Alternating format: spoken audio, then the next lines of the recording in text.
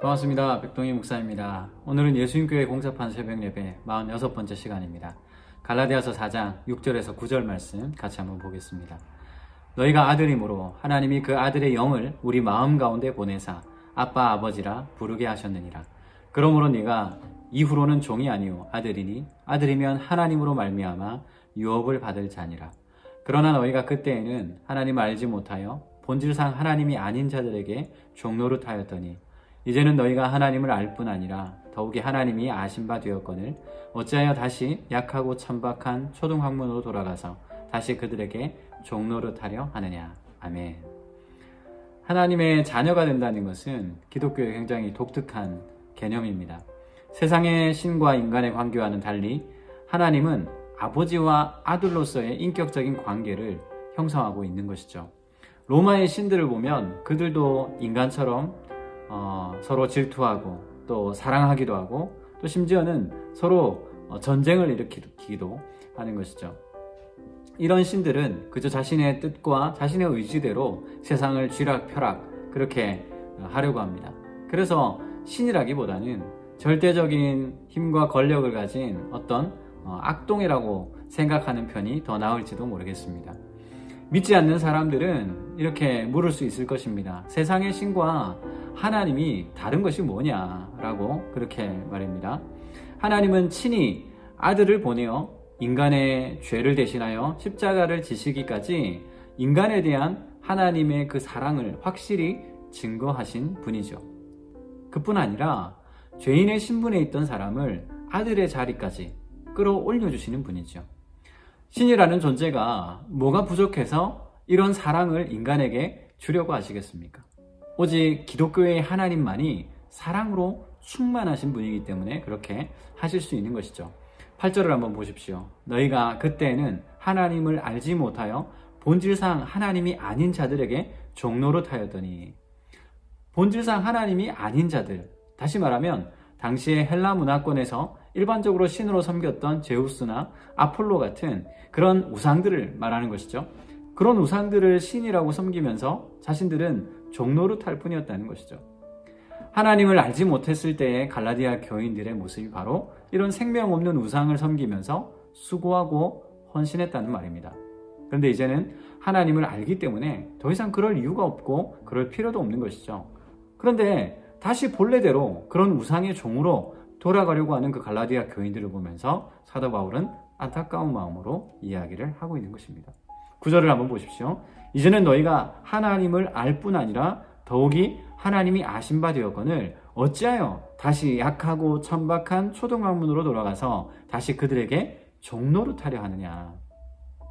타락한 인간은 스스로 하나님을 바로 알고 섬길 수가 없습니다. 그렇기 때문에 자신들이 신이라고 여기고 섬기고 있는 그 존재는 그저 인간의 타락하고 부패한 마음의 산물들에 불과한 것이죠.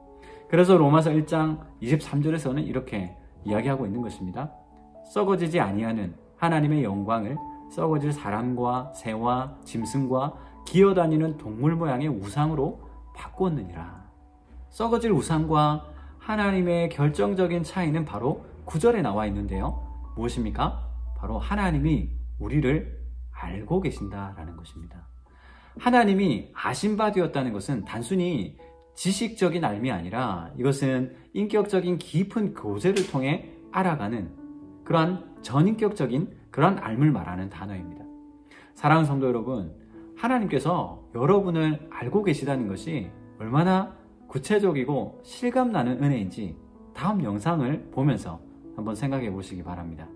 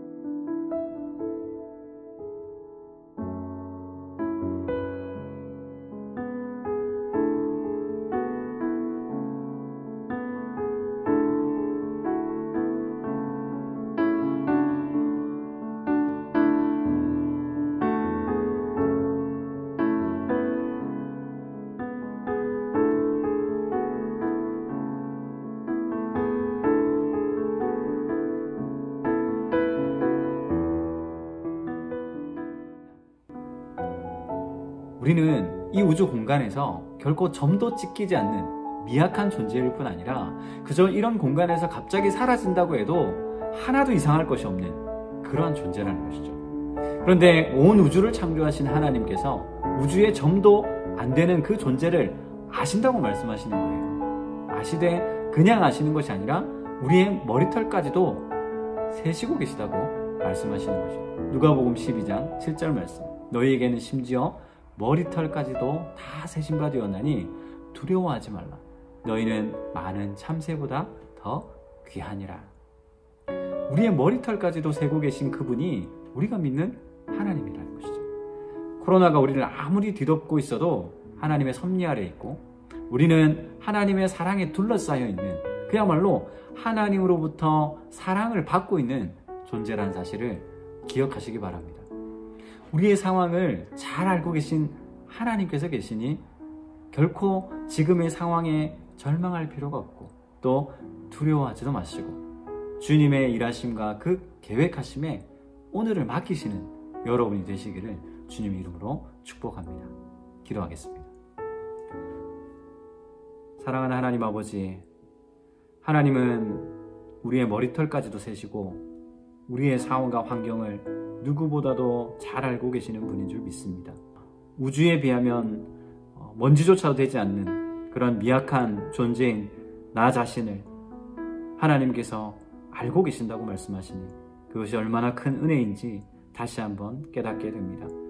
하나님, 이런 미약한 존재를 위하여 아들을 보내어주시고 우리를 하나님의 자녀 삼아주신 것 참으로 감사합니다. 오늘도 살아가는 동안 우리에게 찾아오는 많은 어려움들이 있을 텐데 하나님, 그 어려움에 절망하거나 넘어지지 않게 하여 주시옵소서. 코로나19가 우리를 뒤덮어도 우리가 그것 때문에 무너지지 않게 하여 주시고 오로지 그것이 하나님의 섭리 아래에 있는 것임을 믿고 신뢰하며 무엇보다도 우리의 삶을 이끌어 가시는 하나님을 신뢰하는 그러한 하루가 될 수 있도록 인도하여 주시길 소망합니다. 지금의 상황에 절망하지 않고 두려워하지 않고 오로지 주님의 일하심에 오늘 하루를 맡길 수 있는 그러한 저희들 되기를 간절히 소원합니다. 주님께서 오늘 하루 가운데도 함께하여 주실 줄 믿사옵고 예수님의 이름으로 기도드리옵나이다. 아멘.